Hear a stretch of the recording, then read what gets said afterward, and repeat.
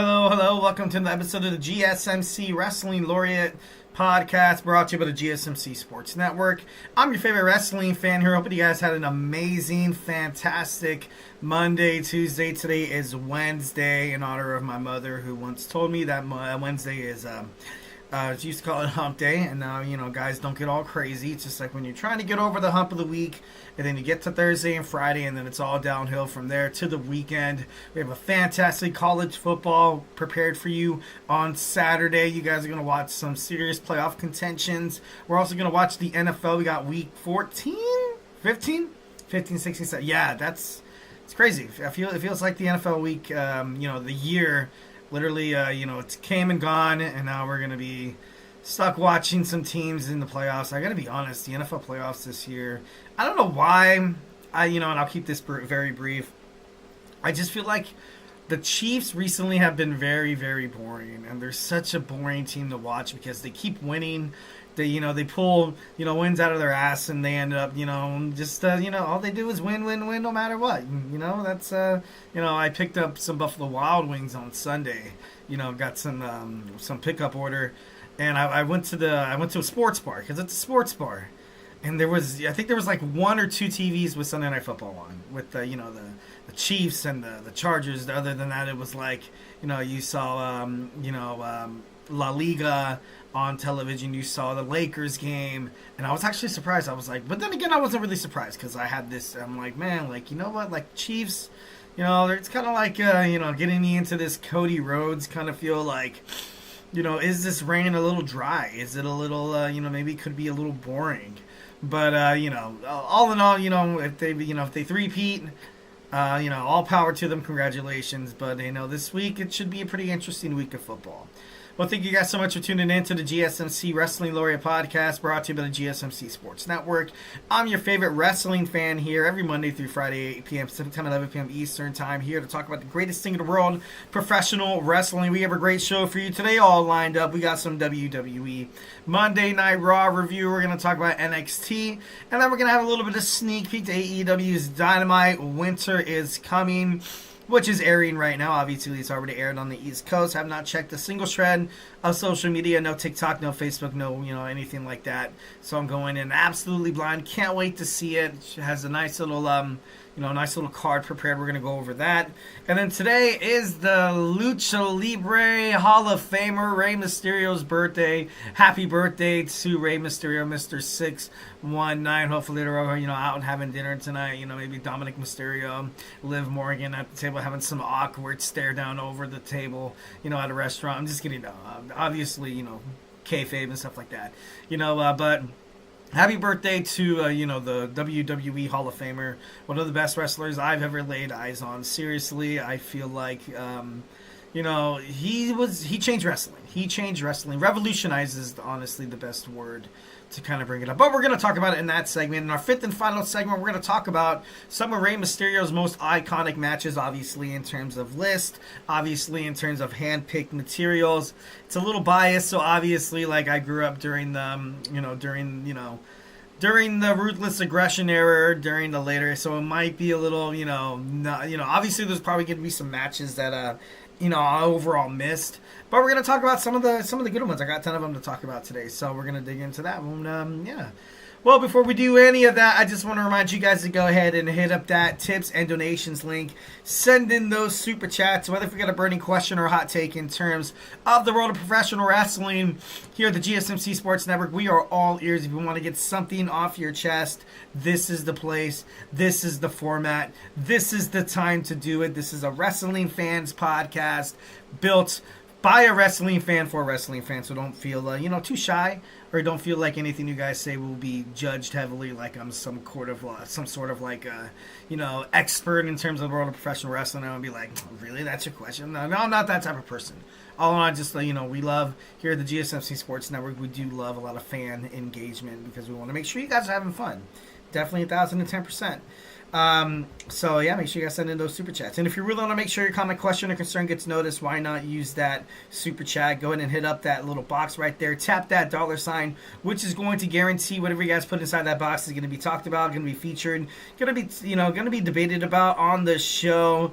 Plus, it's a great way to, ensure that our GSMC Sports Network channel, it stays up and coming. Make sure these podcasters, have a platform to do what they do best, is to make sure that you guys consume all the sports content that you guys love so much, from college football to baseball to basketball to the NHL, absolutely anything in the world of sports. We talk about it here on this sports network, so I give you the Eric Rodriguez guarantee that you will never, ever, ever, ever regret subscribing to such an amazing network. We are super grateful for each and every one of you guys who joins us here daily on the GSMC Sports Network. Your support makes all the difference, so let's keep the conversation going. Let's get this party started. Send in those super chats, those super stickers, because you guys are super awesome, and together we will make sure this podcast is bigger, better, and stronger than ever. Once again, the super chat, not your thing. Go ahead and hit up that tips and donations link at the GSMCpodcast.net. Tell me what you like. Tell me what you don't like. Give me your top 10 professional wrestlers in history. Maybe top 5 women. Maybe top 5 guys. Just top 5 tag teams. Why not? Let's do it. We'll start a debate or we'll start a conversation about that. Just want to make sure you guys are absolutely having fun listening and watching this podcast. We do love a lot of peace, love, and positivity at the GSMC Sports Network. So, of course, but it's, it's sports. It's sports. It's wrestling. Disagreements are going to happen. Some criticisms, and it's all good. It's all gravy, baby. It's all water under the bridge already. Feedback is a gift. We just want to make sure you guys feel comfortable on this platform to speak your mind of whatever you guys have to say. Remember to Superman punch that like and subscribe button to the show. Follow the show, follow the network, so you guys can get some notifications whenever we all go live. All right, so without further ado, let's go and jump on into our first segment. We got some WWE Monday Night Raw review. Overall, it was decent. It was a good episode of Monday Night Raw for me. Out of 10, I'd probably give it like an 8.5. Obviously, I'm not Dave Meltzer over here, anything like that, but I'm a diehard wrestling fan, definitely 1,010%. So, of course, we saw the New Day enter the arena. They weren't getting any love. They weren't getting any love from their peers. Obviously, after the way they treated Big E, when Big E basically offered that he'd come back, he'd manage, he'd be like he'd kind of be like not like a cheerleader. He'd be just a light in the dark alley, because it seems like they were going to break up. Total 180. They're going to stay together. They're kicking Big E out, blaming basically everything on Big E. How they're hanging on him coming back. How long is it going to take for your neck to finally get, is it going to, are you ever going to be medically cleared to compete in WWE or even inside the squared circle ever in your whole entire life? And, Kofi Kingston, saying that, oh, you broke your neck, so what? Like, you know what I mean? But overall, I feel like this is an interesting, like I said before, if this is just going to be a way to kind of have that New Day breakup shock factor, like, it's cool for about, 5 to like 6, 7, maybe even 8 months. And then after that, Xavier Woods is getting bad bookings. It looks like he's not really doing anything in his respective singles category or teaming up with Kofi. And as when, on the other side of that coin, Kofi Kingston, he's getting up there. I think he's about 40 years old. So, is it going to get to a point where he's not going to be booked correctly? He's not going to get the opportunities, obviously, what these other young guys want to do. And then, that's not knocking on Kofi Kingston. That's the world of professional wrestling. That's just like, the passing of the torch. That's the reason Rye Karrion Kross was offered to go back to WWE NXT, but he quickly declined it because he did not want to take away any opportunities from these young, up and rising superstars. So, it should be interesting to find out what happens more with this storyline, but I'm into it. Gunther comes out to speak quickly. Finn Balor interrupts him. He basically said you gave somebody a title shot who didn't really deserve it, pointing to Dirty Dom. Once again, hinting at, Dirty Dom stabbing Finn Balor in the back could possibly be a storyline for the future. It would be interesting to see at Saturday night's main event, Dominic Mysterio helping out Gunther in a way where he screws over Finn Balor, where he screws over Damian Priest. But then, there's, without Finn Balor, JD McDonough, Carlito, Dominic Mysterio, because Dominic Mysterio, even with Liv Morgan, the WWE World's Women's Champion, although, I have love, respect for her, it's cool and all, but, he's not that active, he's not that vocal as he was when he was with Mami, when he was with Rhea Ripley. So, it's It's all right, especially with the addition of Raquel Rodriguez to watch Liv Morgan's back. Maybe, down the line, you have Liv Morgan drop Dominic Mysterio. Maybe some way along the line, you see Finn Balor dropping Dominic Mysterio. Dominic Mysterio is left without any friends. He's left without any allies, possibly, maybe even possibly. And this is a huge, a prediction or whatever. Or not a prediction, it's, a hot take in terms of the world of professional wrestling. Maybe somewhere along the lines, he finds his way to, kind of link up with Damian Priest and, Rhea Ripley once again. Maybe they have their, Judgment Day 2.0 where they're going to take down, basically the enemies that they ultimately built up. Because, other than that, if Dominic Mysterio loses these two storylines, his character could be in trouble. His whole persona in WWE, it's going to take a hit. So if you're planning to keep Dominic Mysterio for the long run in WWE, the booking that he is right now, kind of being the latchkey dog for the WWE World's Heavyweight Champion, Liv Morgan, it's not really working. He's being talked down to by, Finn Balor. Finn Balor clearly, and I kind of analyzed this after watching that promo, after the show, to be honest, that it seems like Finn Balor really has no desire to kind of make it back to where he was the first ever Universal Champion. And it's sad and it sucks to see because Finn Balor was so damn interesting. He was so great as a babyface, and bringing him to the Judgment Day, and then they knocked out Edge from the Judgment Day, and it just, I don't know, it just didn't, It should, but it is WWE. We're in a new era, so hopefully they'll do something about that.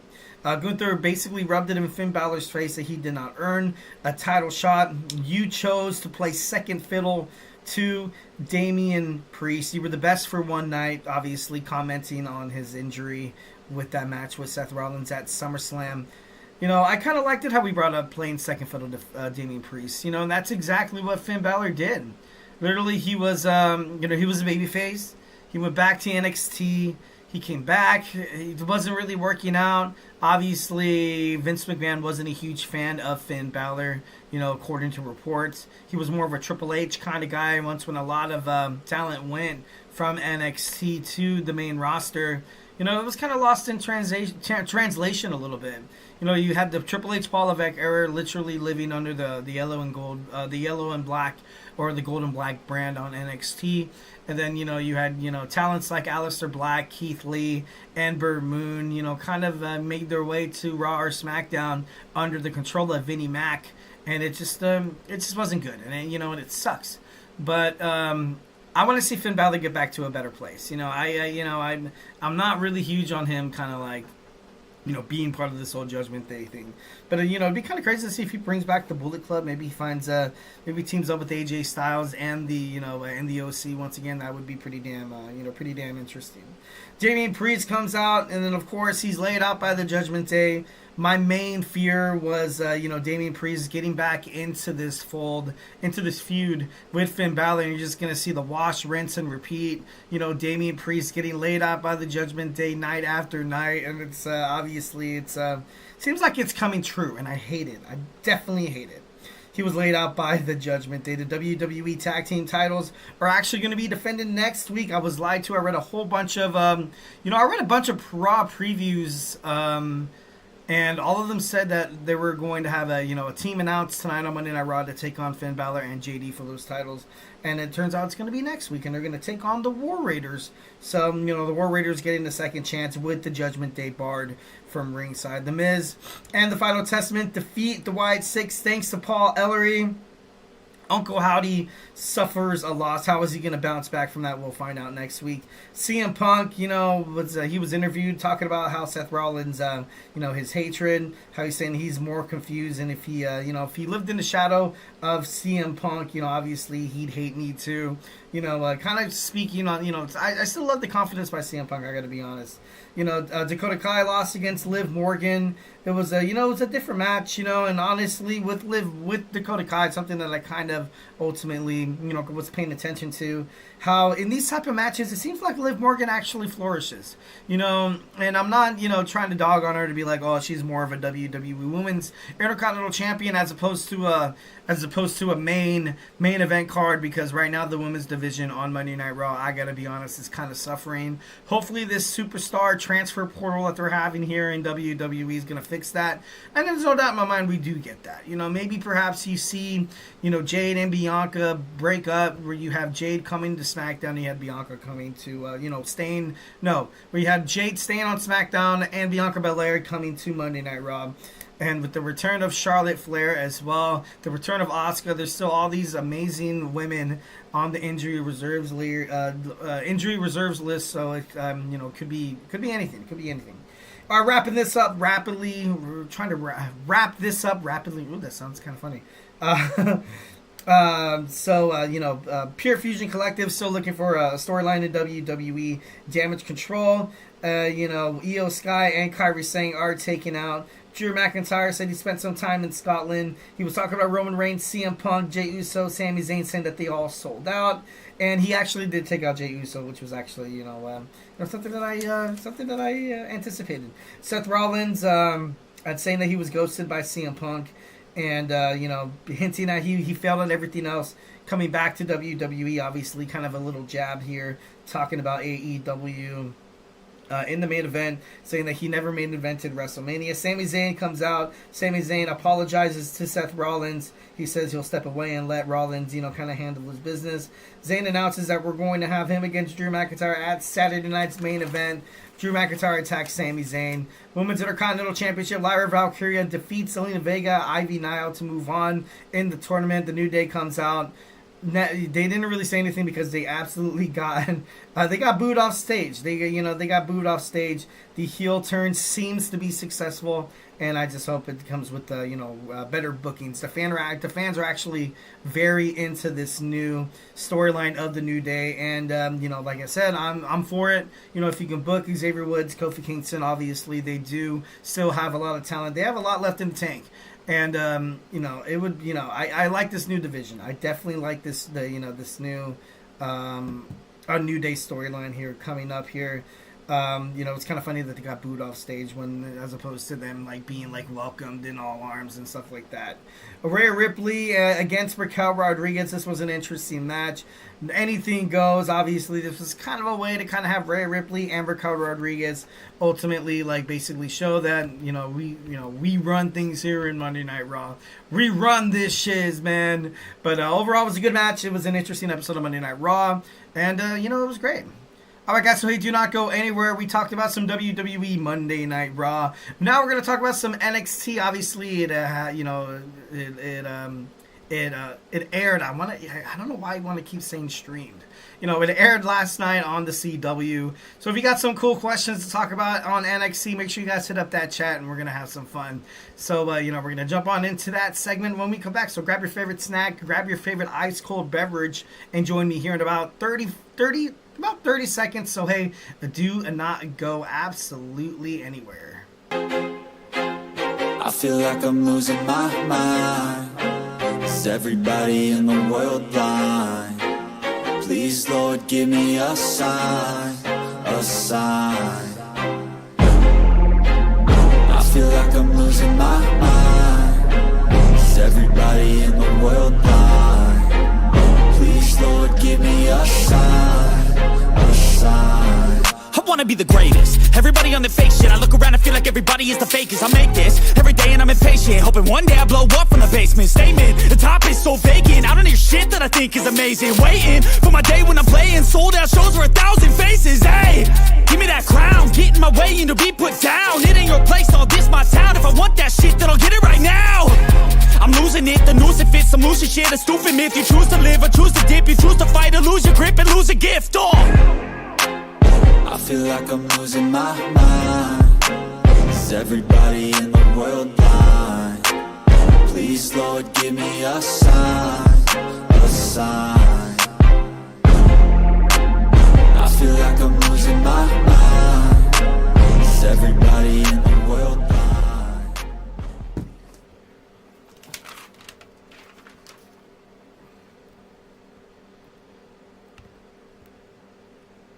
All right, we are back with the GSMC Wrestling Laureate podcast brought to you by the GSMC Sports Network. I'm your favorite wrestling fan here, Eric Rodriguez, every Monday through Friday, 8 p.m. Pacific time, 11 p.m. Eastern time, here to talk about the greatest thing in the world, professional wrestling, all the action inside and outside of the ring, backstage curtain calls, drama, and news. We talk about inactive statuses, injury updates. We talk about contract negotiations, extensions, and new signings from promotions like AEW to WWE to Ring of Honor to TNA to the NWA. If it makes major news in the world of professional wrestling, we talk about it here on this show, 1,010%. So make sure you guys Superman punch that like and subscribe button to the show so you guys can get some cool notifications whenever we all decide to go live. All right, just kind of reflect on what we talked about right quick. We had our WWE Monday Night Raw recap, and now we're going to talk about some WWE NXT. So if you got some questions about NXT, or if you have some cool, awesome hot take statements, make sure you guys unload in that comment section so we can have some fun. All right, so we're going to jump on into our next segment. We got some WWE NXT to talk about. But before we get into any of that, I just want to remind you guys to go ahead and hit up that super chat. Whether if you got a burning question or hot take in terms of the world of professional wrestling here at the GSMC Sports Network, we want you guys to feel like you can get anything off your chest 1,010%.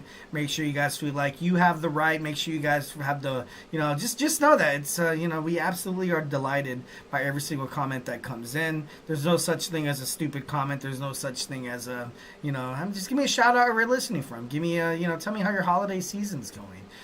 Tell me what your favorite thing is about professional wrestling. Give me your top 5 tag teams. It does not matter. Just want to make sure that you guys feel like you guys are alive. Make sure you guys know that this podcast is all thanks to you guys 1,010%. So we're going to appreciate you guys. Absolutely. All right. So, whether if you got a burning question, make sure you guys hit up that super chat right there. Anything that you guys put inside that box, hit that $sign right there. It's going to be guaranteed to be featured on the show 1,010%. Plus, it's a great way to support the channel. Here at the GSMC Sports Network, we do need a little bit of help, a little bit of, financial help from you guys. But obviously, send what you can, or, if not, just, make sure you like, subscribe, follow the show. It's going to be awesome. We are super grateful for each and every one of you guys. Thank you in advance for who joins us here daily on the GSMC Sports Network. Your support makes all the difference. So let's keep the conversation going. Let's keep this party, alive. Send in those super chats, those super stickers, because you guys are super awesome, and together we will make sure this podcast is bigger, better, and stronger than ever. Once again, if the super chat not your thing, it's all good. Go ahead and hit up that tips and donations link at the gsmcpodcast.net. Tell me what you like. Tell me what you don't like. Just remember to Superman punch that like and subscribe button to the show. Follow the show. Follow the network here at the GSMC Sports Network. We do love a lot of peace, love, and positivity, of course, 1,010%. But in terms of talking sports, it's it's all about, there's going to be disagreements. There's going to be some criticisms. It doesn't matter. It's already water under the bridge. We want you guys to feel absolutely comfortable.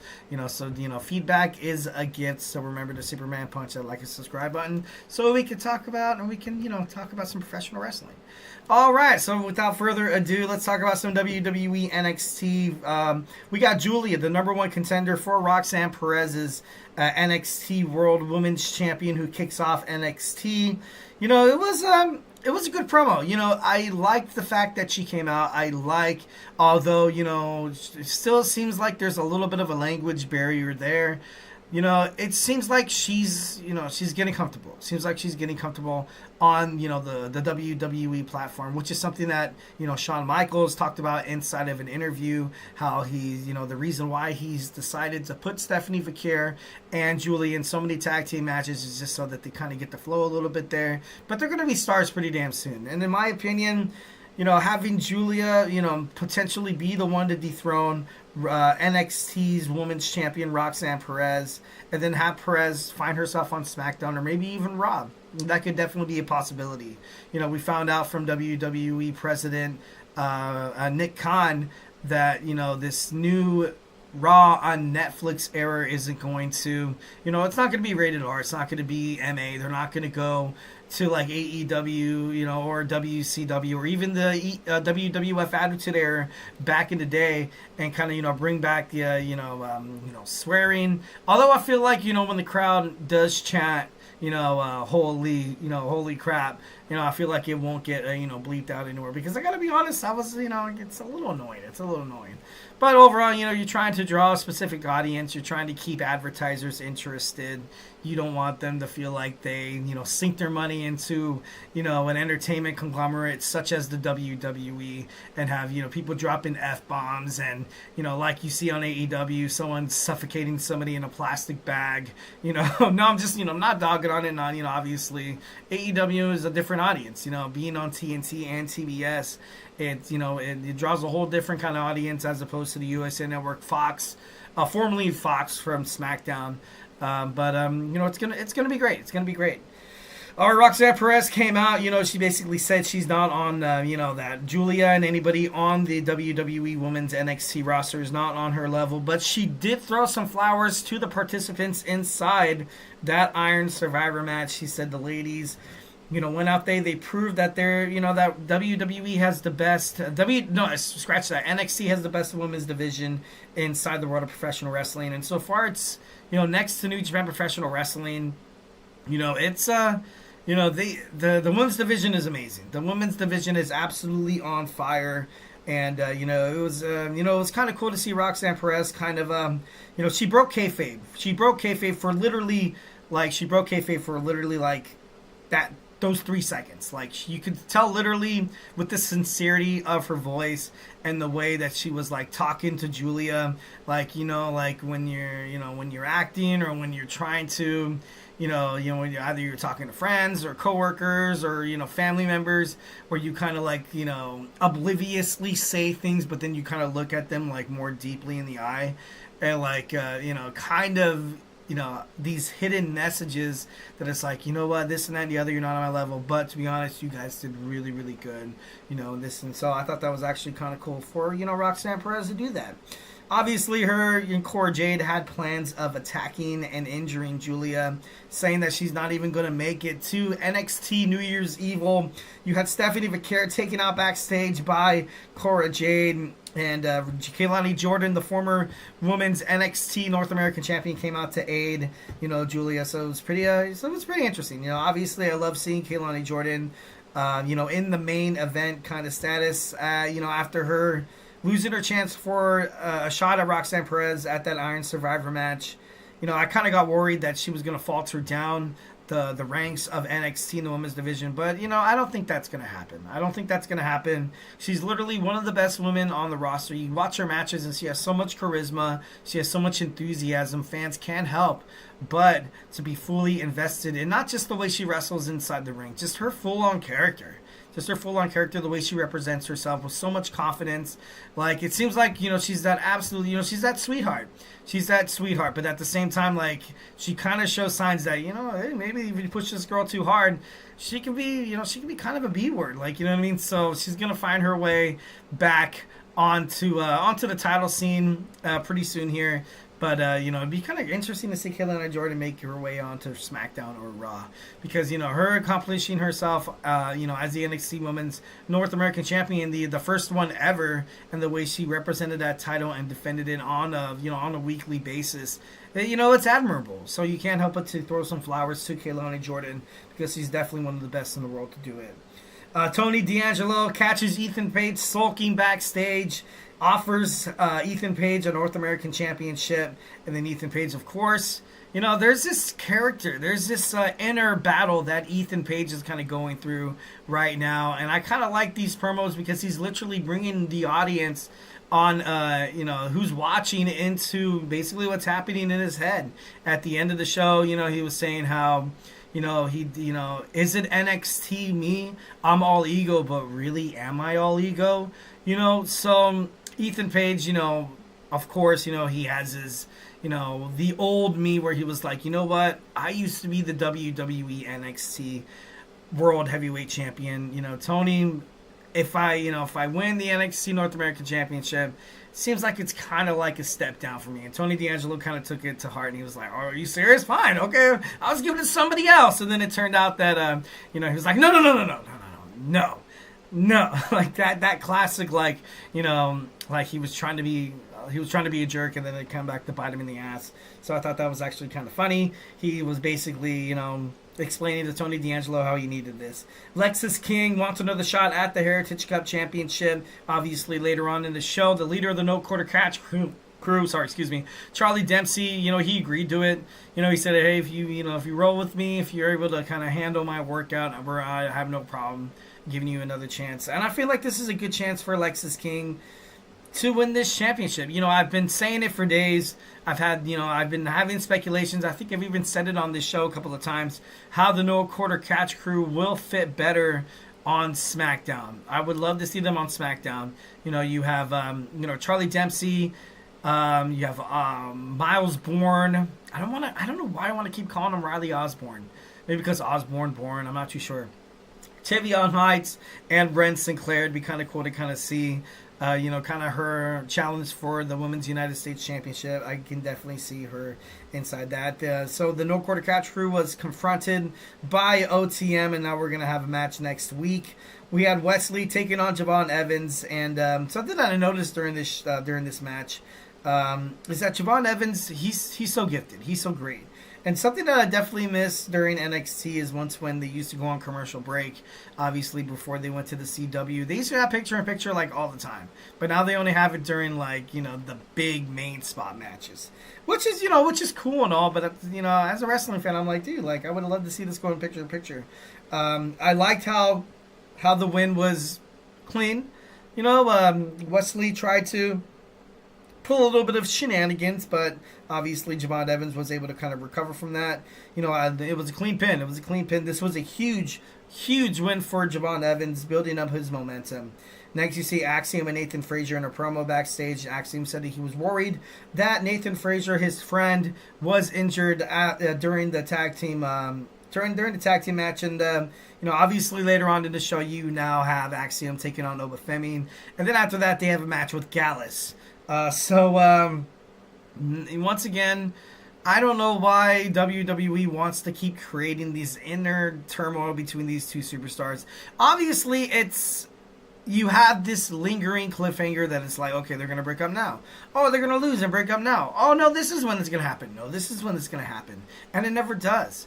And I don't want to see these guys break up. I love these two individuals being together. Axiom is, oh my God, Axiom is phenomenal. Nathan Frazier, simply amazing. Incredible. These two are together representing the tag team are amazing. I can't wait to see what WWE decides to do with these guys. Like I said, I hope they don't randomly break them up. That would be absolutely awful, and I would hate it. That would suck. Josh Briggs, announcing he has a new tag team. We saw a promo. He looked pretty damn good. He's, with New Japan Professional Wrestling and NOAH is Inumura. And, kind of making sure that they are a staple in the tag team division. Zarya and Soruka are talking backstage. You have Lash Legend and Jakara Jackson interrupt them. Obviously building up toward the tag team match in the future. Hank and Tank defeat Tyson and Tyreek after the match. You saw an act of, sportsmanship. You saw them shake. Saw Hank and Tank shake Tyson's hand. Tyreek did not want any part of it. You had a promo between Obafemi and Trick Williams. Eddie Thorpe was kind of standing on the side from the outside looking in, kind of looking awkward a little bit there. Saying that me and my people have been through enough. Obviously bringing up, his Native American heritage. Obafemi basically told him to shut his mouth. Saying that it's a bold accusation, my friend. So I thought that was actually kind of cool. Eddie Thorpe right now looks lost. He going through a character change, going toward a heel. He called Trick Williams a manufactured engine, Lamborghini engine. And to me, that still sounds pretty damn good. I don't know how that could be an insult at all, but it was pretty cool. Trick Williams challenges Eddie Thorpe in the NXT World Title match next week. Fatal Influence defeat Gigi Dolan and Tatum Paxley, and then you saw at the end of the match, you saw Fallon Henley get involved, join JC Jane and Jasmine X to attack Gigi and Tatum, but Shotzi is back in WWE, baby. She made her way back, so I thought that was super cool. Ethan Page loses against Tony D'Angelo. Keilani Jordan and Julia fall to Cora Jade and Roxanne Perez. Eddie Thorpe at the end of the show basically, he lied. He said, you're looking at the attacker. I thought it was a little clever. I thought it was, at the same time, I thought it was a little, wonky. But overall, he got what he wanted. He has a title shot.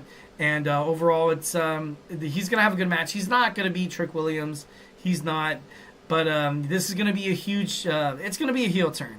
It's going to show Eddie Thorpe finally turn heel, and which is kind of crazy because he had this stint with Lexis King where Lexis King was actually heel, and then Eddie Thorpe was the babyface, and now it's kind of switched gears. So, it should be interesting to find out some future bookings for both those superstars moving forward. All right, guys, so hey, do not go anywhere. We're going to jump on into our third segment. We got some AEW Dynamite. Winter is coming. We have a little bit of a sneak peek coming up, so grab your favorite snack, grab your favorite ice cold beverage, and join me here in about 25 seconds. So hey, do not go anywhere. Looking for your daily fix of sports talk without having to pay for it? GSMC Sports Network is available on YouTube. Just search GSMC Sports Network. Get your fix of daily sports talk shows on YouTube, absolutely free. NFL, college football, NBA, MLB, MMA, UFC, fantasy football, and so much more. GSMC Sports Network has shows running all day long, with new sports shows starting every 2 hours. Just like on your favorite cable sports channel, except GSMC Sports Network is absolutely free. Just search GSMC Sports Network on YouTube to catch one of your new favorite shows, like the GSMC College Football Podcast, Chip Shot Football Podcast, Hoops and Heels Women's Sports Podcast, GSMC Basketball Podcast, and so many more. Check it out for yourself. GSMC Sports Network, now available on YouTube absolutely free. Search GSMC Sports Network on YouTube right now.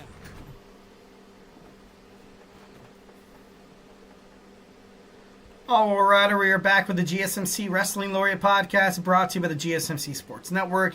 I'm your favorite wrestling fan here, Eric Rodriguez, every Monday through Friday, 8 p.m. Pacific Time, 11 p.m. Eastern Time, here to talk about the greatest thing in the world, professional wrestling, all the action inside and outside of the ring, backstage curtain calls, rumors, dramas, and updates. We talk about inactive statuses and injury updates as well. We talk about contract negotiations, extensions, and new signings. We talk about promotions from New Japan Professional Wrestling to AEW to the GCW to Stardom. If it makes major news in the world of professional wrestling, we talk about it here on this show, 1,010%. So make sure you guys Superman punch that like and subscribe button to the show. Follow the show, follow the network.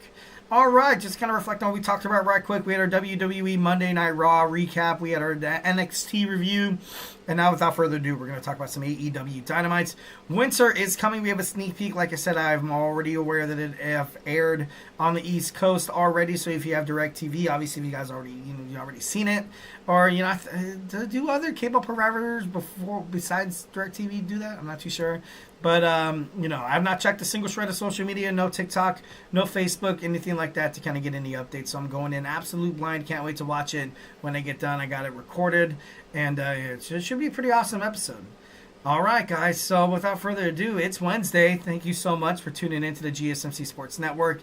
We're here to talk about some Dynamite, which is Winter's coming. Sneak peek. So let's, we're live in the T-Mobile Center in the Kansas City, Missouri, home of the back-to-back Super Bowl champions, Kansas City Chiefs. It'd be cool to kind of see if, maybe a couple of Chiefs are there. That would be, honestly, I think Tony Khan would definitely, appreciate Patrick Mahomes being in the crowd, which I doubt he would. I think he's a WWE guy. But, it should be interesting to kind of find out if, they decided to do something with kind of Chiefs themed. I know with the deal of HBO Max, that's kind of the reason why they have these HBOs. Winter is coming, the Starks of Winterfell, Game of Thrones kind of feel, but we have a great card set up. We have Jon Moxley and the Bastard Pack taking on Switchblade Jay White and freshly squeezed Orange Cassidy. I do like this new mesh of superstars. You have superstars that are literally on the brink of destroying each other, forced to tag team to take down a common enemy that's running rampant all over All Elite Wrestling, which the Death Riders are literally doing. In the women's division, Marina Shafir, you have Wheeler Yuta, Jon Moxley, the Bastard Pack, and Claudio Castagnoli, all literally changing the way AEW is literally run. I feel like this Death Riders, this obviously, after Bryan Danielson, he was defeated by Jon Moxley and he retired. This storyline has literally kind of sucked all the air out of the room. And when I say that, when you think about the heels, that were on AEW, you had Hangman Adam Page come back, with an axe to grind to take out Swerve Strickland. Now he's getting a little mutual, a little bit where he's not mutual, he's neutral. He's neutral where he's not, he's still kind of like, hinting at a heel, but he's not necessarily there yet. Also, Switchblade Jay White of the Bang Bang Gang, when they were, double trios champion and 6-man Ring of Honor champions, they were kind of, the Bang Bang Gang was a little obnoxious. Like, it was kind of like, it was a little weird. And, all these switch, and then you had the Elite, Matthew, Nicholas Jackson, Kazuchika Okada, and Jack Perry.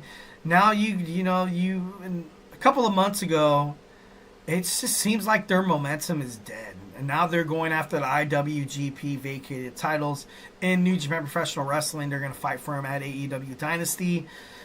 So literally this storyline with the Death Riders literally changed the landscape of AEW. So Tony Khan, this is, these are only good things with Jon Moxley kind of being at the helm, kind of steering things in terms of creative. I heard he actually is kind of, doing his own stories. But so far, it seems like it's making sense. I do like how this new Death Riders storyline has literally lit a fire. They lit a fire under Orange Cassidy, how he went, how he was literally on Dynamite, Collision, and Rampage, came out with like a, t-shirt and jeans, sunglasses, not really, acting like he gives an F or anything like that. So this, kind of, he seems like a more active, maybe he's, he has this responsibility. He's like, what, maybe I can't just keep skating on by in AEW. I got to stand up for myself. I got to stand up for everybody in the locker room. I got to stand up for the crowd to make sure Jon Moxley doesn't stay the AEW World Heavyweight Champion, because so far it's been nothing but chaos. It's been nothing but bad things. Even Christian Cage, he seems like, although he is still, top rated, jerk and top rated heel, even him, people are kind of chanting him on, wanting him to get into the fray, wanting him to, defeat Jon Moxley. So, this whole storyline is some predictability. I like it. I think it's cool. It's a nice direction. And I think at this time, AEW definitely needs that. Adam Cole takes on Kyle O'Reilly in a one-on-one match to find out who takes on MJF at No Surrender? No, it's not No Surrender. I think that's... No, damn it. Oh, I'm getting my pay-per-views, my PLEs mixed up. I think with TNA. I think No Surrender is TNA. I'm not too sure. It's... I like this match. I definitely like this match because you have two talented superstars going at it. Former friends. You have this lingering storyline, this chemistry that nobody really can ignore. Adam Cole's kind of in that point where he's like, you know what? This is like a new character development with him. Like, no one really expected him to come back and be a total babyface. You've seen Mike Taven and you see Matt Taven and Mike Bennett shift gears on Ring of Honor as well. And then obviously Kyle O'Reilly's still Kyle O'Reilly. He's pretty awesome. Roderick Strong even, I feel like after losing to Mark Briscoe, failing to get that Ring of Honor World Heavyweight Championship, like, he just seemed like a different dude. A handshake at the end showing sportsmanship, and I think it's a nice little shift for the Undisputed Kingdom because, it gets to the point where you just have this, wash, rinse, and repeat kind of mentality in the world of professional wrestling, and fans, can they pick it up? They pick it up and they're like, you know what, like, come on, guys, you're gonna have something different here. So overall, it's been good. Mariah May defends her AEW World Women's Championship against Mina Shirakawa tonight. This match, it's going to be good. It's going to be, I personally think that, I think Mariah May is going to retain. I think she's going to retain, and maybe, somewhere, some way, maybe, and like I said, I have no idea. I haven't watched it. Maybe Toni Storm kind of finds her way back into the fray because, Mariah May, she's cool. Like, she is, she's all right. She's all right. But as a champion, like, that classic case of Liv Morgan and Cody Rhodes. Sometimes you can be a good chaser, but once when you have the title, once when you have the strap on you, it's not the same feel. It's not, you don't really get the crowd riled up like you used to. And, obviously the turn against Toni Storm was one of the best storylines in AEW this past year. Definitely on my awards list for, storyline of the year in 2024. But I want to see this match. I want to see it done right. I don't want Mina Shirakawa to seem weak. I don't want her to seem like, she's not a top-tier contender like she is. But then again, I don't want to see Mariah May kind of seem like she was just Toni Storm's sidekick. Just kind of seem like she was just a pretty face that she's not really ready to kind of hold up that title. Not quite just yet. So there's, this match, if it's done really well, and the women's division in AEW right now, I gotta be honest, it's kind of a little lackluster. It's not being, it's not that great. And they need a nice bounce back. Obviously, you can blame, Mercedes Moné coming in, yada, yada, yada, according to, reports and stuff like that. But, I feel like this match done really, really well. This could possibly be a match of the year kind of candidate. But, two gifted women's superstars going at it, so it should be pretty badass. Claudio Castagnoli takes on Will Ospreay, Continental Championship. Will Ospreay's actually, he's been taking quite a bit of dubs. Quite a bit of, L's recently on AEW. So it'd be kind of nice to see him getting back into the win column. But actually, I think Will won last week. I'm not too sure. Don't quote me on that. But with this whole Claudio, because he came so close. Last year, he came so close to winning. And if he wins, then he's taking on, Kaz Okada. And it could be, definitely one of the matches. It could be a great match. You would have the Death Rider storyline kind of intertwining with the Elite. Kind of maybe hinting at, okay, maybe Matthew and Nicholas Jackson come back and, maybe they're good guys now. Who knows? But then again, you could have Will Ospreay have a chance, because you kind of always want Will to be part of the main storyline. And because so many fans love watching him. And he's loved by the AEW universe whenever he comes out. Fans love him. They buy his merchandise. They're literally into this guy. And, by all power to them. He's definitely he's amazing. He's one of the most incredible wrestlers in the world of professional wrestling. WWE had a chance to sign him, but ultimately dropped the ball. AEW picked him up, and they've done right by him. And Will Ospreay, literally, I feel like Will Ospreay is one of those top names that has been holding AEW abroad, holding them afloat. Once when Cody Rhodes left, once when CM Punk left, once we had, superstars like Jade Cargill on the women's division left as well.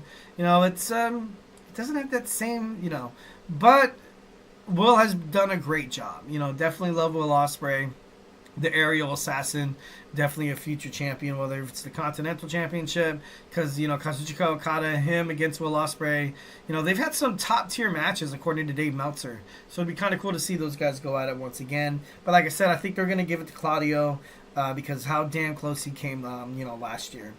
Well, lastly, we got Ricochet taking on Brody King in Continental Gold League, championship once again. Couple things, what's going to go on with Christian and, the patriarchy tonight. Also, what's next for the Hurt Syndicate. Last week you saw him, you saw them, Shelton Benjamin, MVP, and Bobby Lashley take out a whole bunch of security guards, which is, cool. Like, that's awesome, I guess, I want to see something more for them. I want to see something more. I want to see something better. And hopefully tonight, after Winter is coming, hopefully we will get more of a direction of where these three men are headed. All right, guys. So, hey, do not go anywhere. Happy birthday to Rey Mysterio. His birthday is December 11th. He's celebrating the big 5-0. I got some bad news for you guys, but make sure you guys tune in.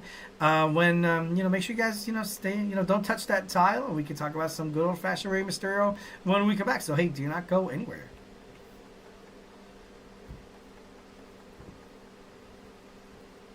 For the best and latest podcasts available anywhere, go to the podcast app on your cell phone and type in GSMC to access free content-rich podcasts on health and wellness, book reviews, sports, entertainment, relationships, social media, movies, technology, finance, and even weird news. Subscribe and download the GSMC Podcast Network's family of shows, available everywhere podcasts are found.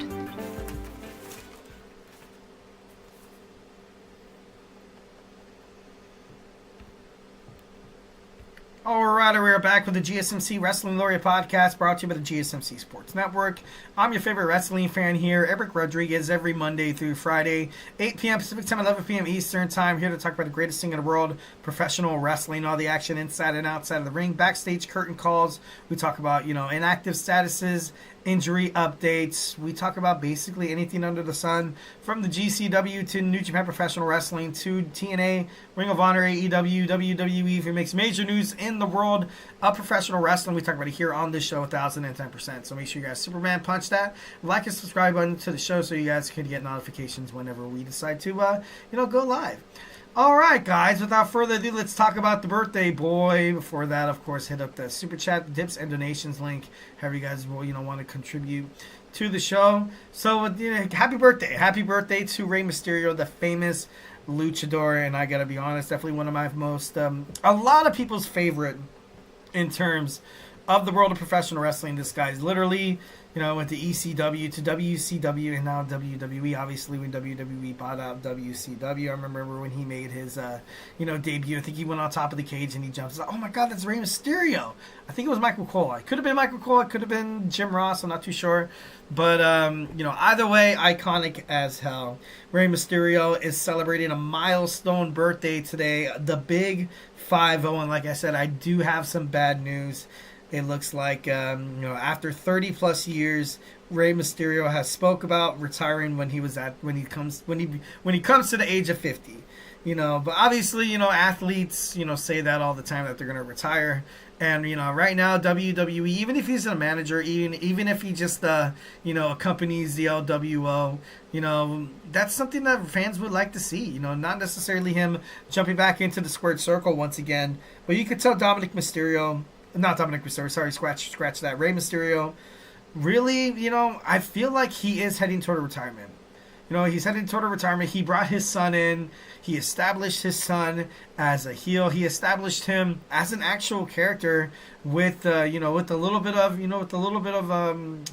what's the right word? With a little bit of teeth, with a little bit of bread, with a little bit of substance. Like this guy, Dominic Mysterio literally went from Rey Mysterio's son to the part where, like, okay, now he's Dirty Dom. He has his own persona. He has his own persona, and you can argument that it is because of his dad. He brought him in. He trained him up real good. Introduced him to a bunch of legends. They trained him up good. Dominic Mysterio, although, he's had his injuries in the past, and the way that they kind of, riddled this storyline to him, turning on his father, they set up Dominic Mysterio for success. He set up for success. And this is something that, WWE, I feel like they did it for Rey. They did it, basically everything that he's done for the company. I feel like they did it for Rey. Right now, you have, basically they can announce, we have Dominic Mysterio taking on Rey Mysterio again, father versus son. And, this is going to be a booking that everybody's literally going to sink their teeth into. This is a match that you will literally, tune in because you're like, oh, this is going to be, you're interested. So, literally keeping that constant, out for his son to possibly be in the main event kind of frame. It's good. It's good. So Rey Mysterio literally came to WWE. He came to professional wrestling, literally set out and accomplished everything in his dreams. So I thought that was, super cool. From his rising popularity in ECW to making a global impact in WCW and WWE. He was in WCW for 5 years, joined WWE in 2001. Rey Mysterio is 5'6", 200 pounds. In 1997, he faced, Eddie Guerrero at Halloween Havoc, and he's a very, he popularized Lucha Libre. For quite some time, it was just the Lucha Libre was something that you can catch on television, maybe Saturday or Sunday on some, random channel, like maybe Spike TV, and it's like, oh, cool, Lucha Libre. He literally popularized Lucha Libre, and, he brought Mexico's fast fast-paced, high-flying, and he's an international ambassador. That's something that Rey Mysterio has done, super well. Obviously, you see him in the picture right there with the Boys and Girls Club, loved by all, not just fans, but of coworkers and colleagues. Also, WWE personnel and professionals. Rey Mysterio's just, he's a good man. He's a good man. He's a great father, great wrestler. You can't really get any bigger, can't really get anything better than Rey Mysterio. He's won multiple titles. He has, I think, 3 World Championship reigns.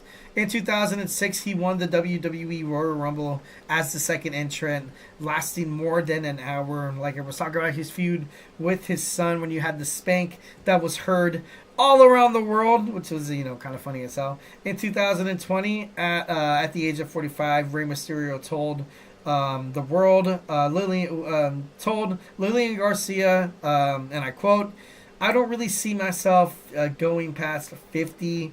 My body feels great now. I've been doing new methods of therapy, stem cells, hyperbolic chambers, cryo chambers, CBDs. A lot of things that benefit me.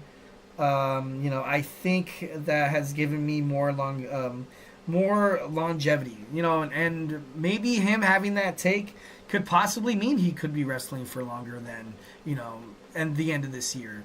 But if it's not, you kind of, you take it with a grain of salt and just kind of overall, just feel appreciative that you were here during the time to watch the best that Lucha Libre ever had to offer, that had to offer back in. And I'm not saying that there's not any other superstars out there that have made an impact in terms of the world of professional wrestling, because there's a lot. But Rey Mysterio just did it. He did it differently. In 2023, he entered the WWE Hall of Fame. Rey Mysterio told Ariel Helwani on the MMA Hour that he hopes to retire within the next year, and a year and a half, or maybe even 2. So obviously, like I said, bad news. Maybe he might be hanging up his mask pretty damn soon. Will he decide to retire? Obviously, you got John Cena's retirement tour, coming around next year. You got Goldberg wrestling his final match in 2025. AJ Styles getting injured, he's hinted at retirement before.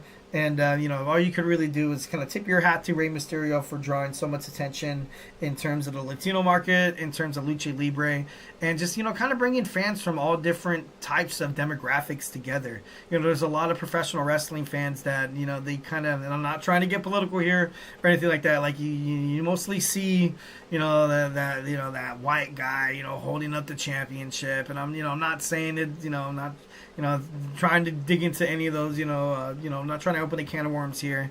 But then you had Rey Mysterio kind of do it. And, and it's not just like, it's not just about race. It's not just about ethnicity. WWE superstars literally are bulky. They're tall. They're these strapping guys that when they walk into the bar, you're like, holy crap, I would never ever want to mess with that guy. And Rey Mysterio is like, this guy's 5'6", 200 pounds, and he's able to put on quality matches.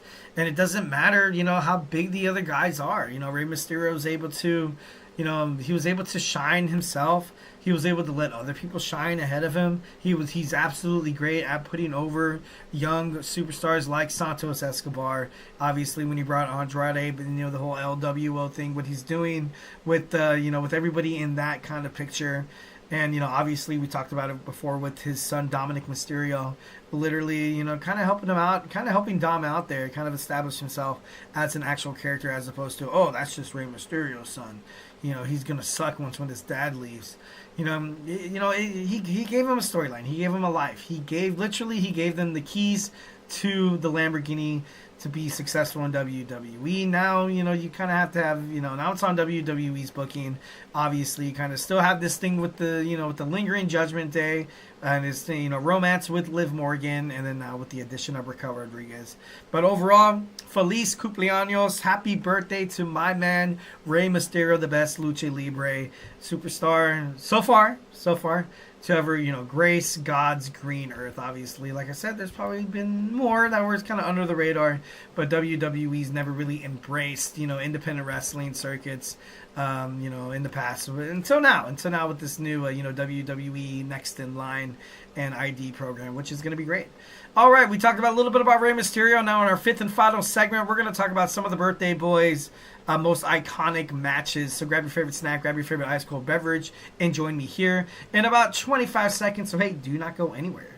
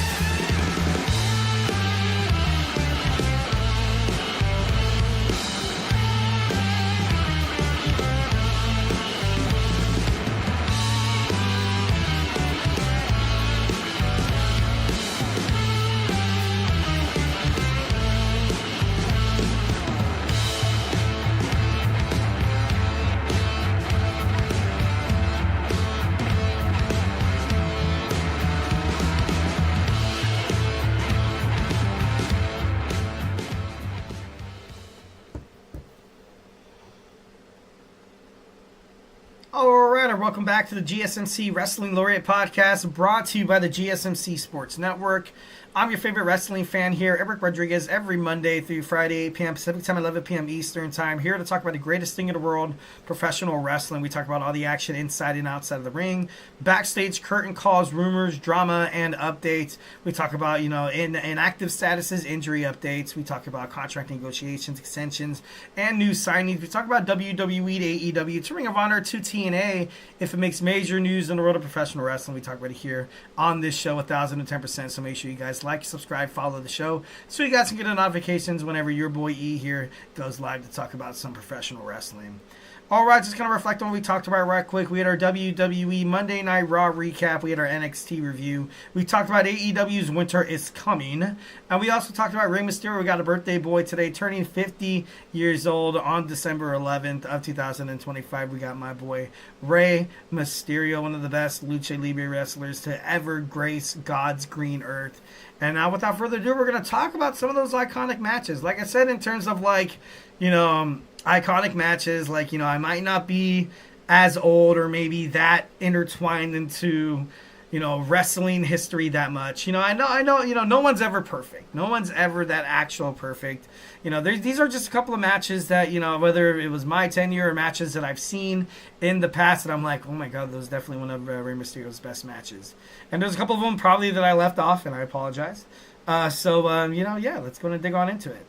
All right, we got with Billy Kidman. They used to be, tag team partners in WCW with Conan, Juventud Guerrero, Eddie Guerrero. They used to be the Filthy Animals. Teaming up with Billy Kidman, going up against the world's greatest tag team for the WWE Tag Team titles at Vengeance of 2003. This was a good match. This was a great match. It was good because, you had the two best cruiserweights that WCW, literally had. Billy Kidman was a huge, part of the cruiserweight division in WCW, highly underrated. Well, of course, there's a lot of WCW wrestlers that got thrown under the bus when WWE bought him out. But Billy Kidman stayed, and, his amazing work inside the ring, as well as Rey Mysterio, they were able to pick up a title match going up against, Charlie Haas and Shelton Benjamin, one of the world's greatest tag team. They lost the bout, but overall, it was kind of cool to kind of see them come back together. I think that at that time there was a lot of wrestling fans that were like, who the hell is this Billy Kidman guy? Rey Mysterio, obviously an established person himself. Overall, you thought that this was going to be a nice way for Billy Kidman to kind of make his way into that, maybe like a mid-card kind of center in terms of WWE. And it never really came through. And, and that's a damn shame. because Billy Kidman was so gifted inside WCW. You know, I think he does stuff backstage with WWF. You know, WWE. Sorry, excuse me. I think a couple years ago I saw you know when a fight breaks out, and then you see Jamie Noble and Jason Jordan and a lot of former WWE superstars. I think I saw Billy Kidman. I'm not too sure. But definitely one of these matches. This match was great because you kind of got a little taste of the Filthy Animals coming back together. Next, we have Rey Mysterio taking on Jack Swagger for the world title at Money in the Bank in 2010. Jack Swagger, I gotta be honest, like he was all right. You know, wasn't my favorite superstar. He was, in my opinion, I thought he was a little poorly booked. This was his one-on-one rematch after losing the title to Rey Mysterio in a fatal four-way match. Obviously, WWE wanted to ultimately kind of recreate what happened with Eddie Guerrero and Kurt Angle with the ankle lock, where Eddie untied his shoe to kind of get the stronghold over Kurt Angle with the surprise win.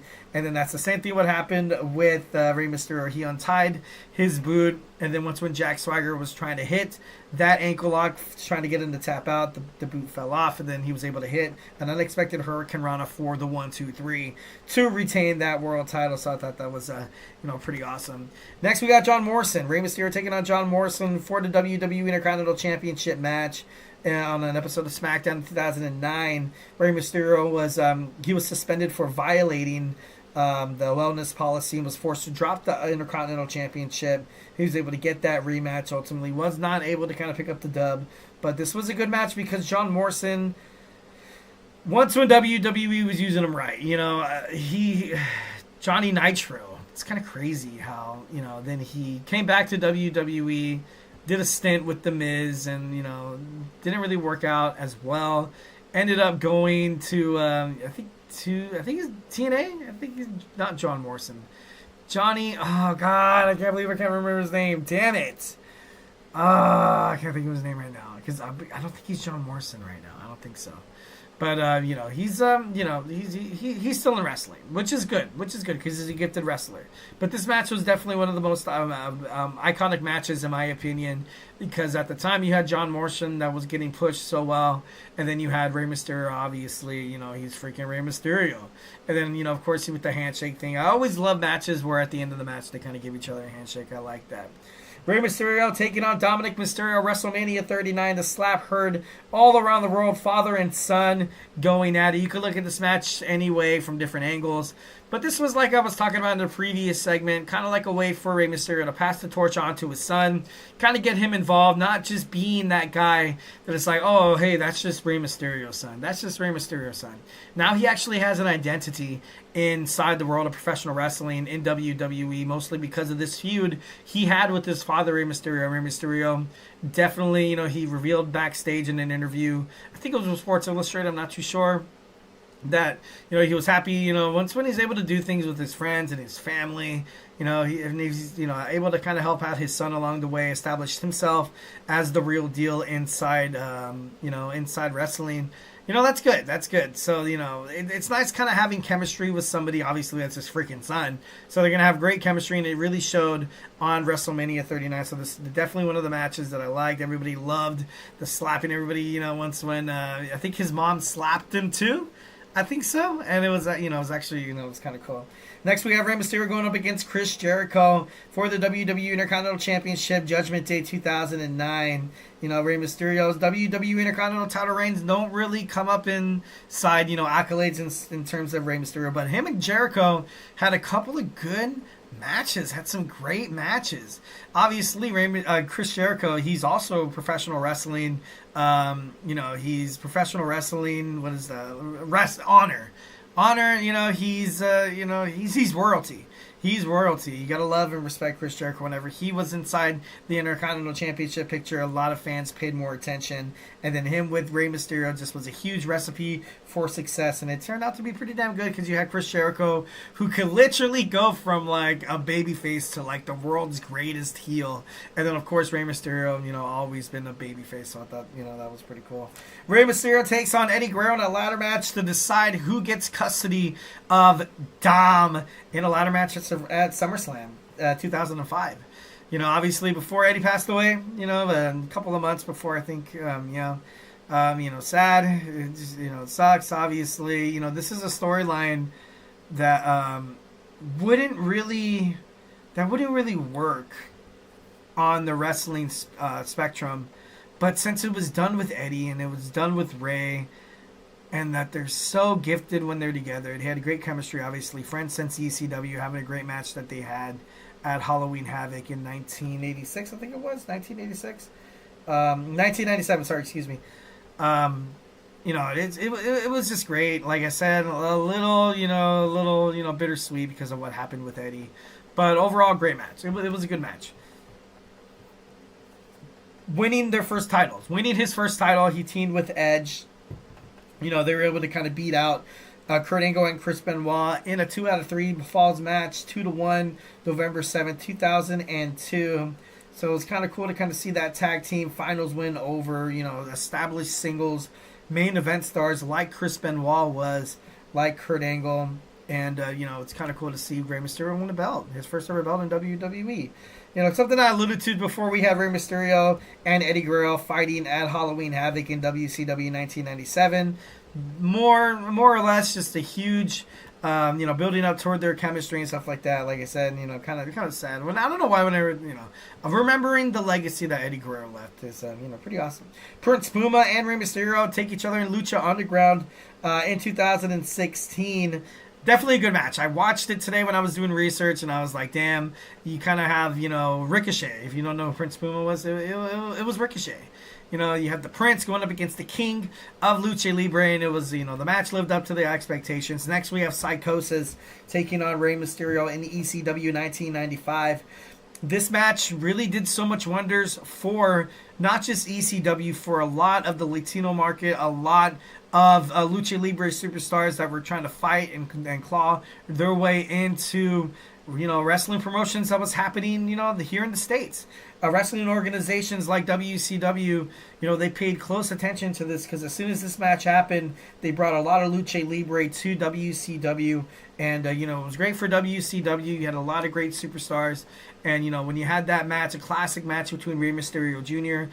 and Psychosis, obviously nothing but good things can happen from it. So, going over a lot of, Rey Mysterio iconic matches, obviously. Love, respect, my man. And once again, happy birthday to the WWE Hall of Famer. All right, guys, thank you so much for tuning in to the GSMC Sports Network, to the GSMC Wrestling Laureate podcast. That is it for me today. I'm going to go watch some Dynamite, maybe eat maybe snack on some dinner a little bit. I had a little bit, but, I always get off around like 7, and then I'm like trying to trying to do this real fast, but it turned out to be pretty cool. We always have some great shows. So thank you for those who participated in the chat. Always appreciate.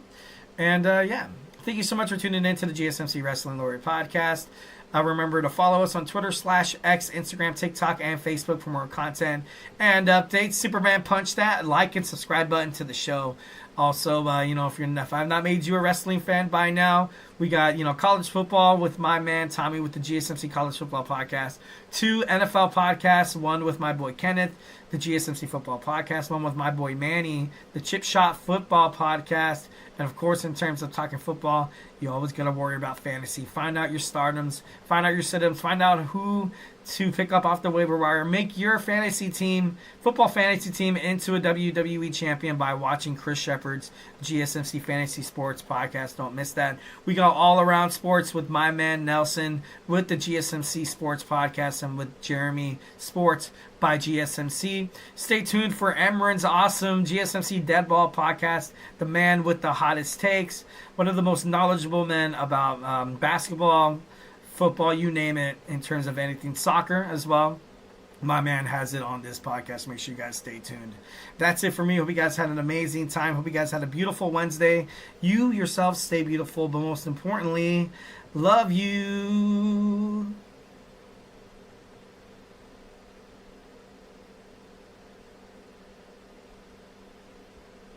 Mm-hmm. Mm-hmm. Mm-hmm. Let's go. I wake up to a little bit of drool on my pillow, feel like it's gonna be a bad day. Yeah, I'm tired of shit, and the coffee ain't hit yet, damn.